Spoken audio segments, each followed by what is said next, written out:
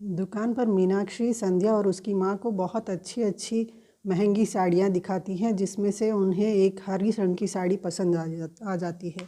वो साड़ी लेकर वे दुकान के बाहर आते हैं। संध्या के पिता वहाँ और उनके लिए इंतज़ार कर रहे होते हैं। तभी सामने एक बड़ा आदमी केले खाकर छिलके रास्ते पर फेंक कर जाने के लिए तैयार होता है। संध्या उसके पास जाती है और पूरे छिलके उठाकर उसके हाथ में रखती है और उसको कूड़ेदान की तरफ रास्ता दिखाती है। वह आदमी छिलके उठाकर कूड़ेदान में फेंक देता है और सॉरी कहकर चला जाता है। कार्ड छपकर आ जाते हैं और मीनाक्षी कार्ड को जब लेती है तो जो आदमी कार्ड छपवा कर लाता है वह कहता है, देख लीजिए ठीक से छपे हैं कि नहीं। तब मीनाक्षी कहती है कि शादी के कार्ड ही तो हैं, कोई साड़ी थोड़े ही है जो देख कर परख कर लेना है। सूरज के भाई और बहन बहस करते रहते हैं। छवि कहती है कि मैं नया लहंगा लूँगी। मोहित कहता है कि नहीं, शादी में बाजा का इंतज़ाम करेंगे। दोनों बहस में लड़ते हैं। इतने में उनकी माँ उन्हें डांटती है और शादी में बहुत खर्चा रहेंगे, हम गाना खुद गा लेंगे और लहंगा भी नहीं आएगा। विक्रम घर आता है। सूरज के घर पर विक्रम से जब उसकी माँ शादी के लिए कुछ पैसों का इंतज़ाम करने के लिए कहती है तो विक्रम कहता है, लोग साड़ी खरीदने आते हैं लेकिन एक ही दो लोग खरीदते हैं और मेरे पास इतने पैसे नहीं हैं। उधर संध्या, उसकी भाभी और उसकी माँ तीनों तैयार होकर मंदिर जाते हैं। विक्रम की पत्नी मीनाक्षी कार्ड लेकर भाभोसा को देती है।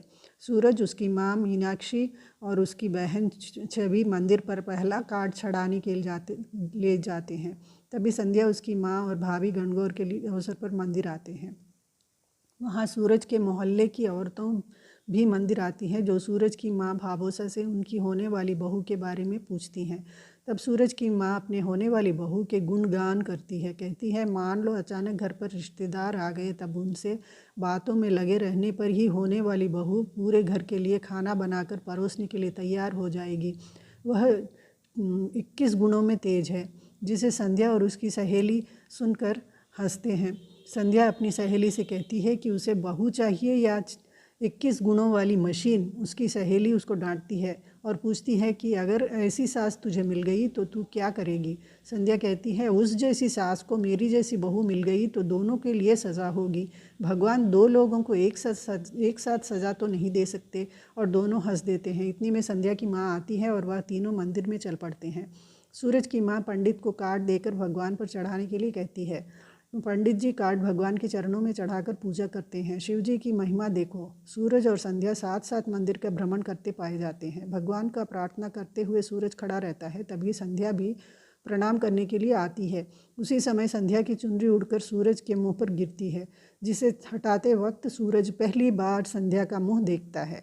सूरज की दुकान पर एक ग्राहक अपनी बेटी की शादी के लिए 80 किलो लड्डू का कॉन्ट्रैक्ट लेकर आता है। छोटू कहता है, यह नहीं हो सकेगा, एक दिन में 80 किलो लड्डू कैसे बनेंगे। आप ऐसा करो, एक दिन में ताजमहल बना कर दिखाओ। तभी सूरज पीछे से आता है और कहता है, बन जाएंगे। ग्राहक कहता है कि मैंने लड्डू किसी और दुकान पर लिए थे जो बासी निकले। मेरी लड़की की शादी है, मुझे लड्डू शाम तक चाहिए। सूरज कहता है, बन जाएंगे और शाम तक बन जाएंगे। ग्राहक बहुत खुश होता है और 200 के प्रति किलो के हिसाब से 15,000 देने के लिए तैयार होता है। सूरज कहता है, बड़े दुकानों में 200 प्रति किलो होता होगा, मेरी दुकान में तो 170 किलो के हिसाब से बेचता हूँ। ग्राहक बहुत खुश हो जाता है। उसके जाने पर छोटू सूरज की तरफ घूर घूर कर देखता है और पूछता है, कम समय में और वह भी कम दाम में लड्डू बनाने की क्या ज़रूरत थी। अब सूरज कहता है कि हम मिठाई बनाने वाले हलवाई हैं, हमारे अच्छे बर्ताव से लड्डुओं की मिठास और भी बढ़ जाएगी।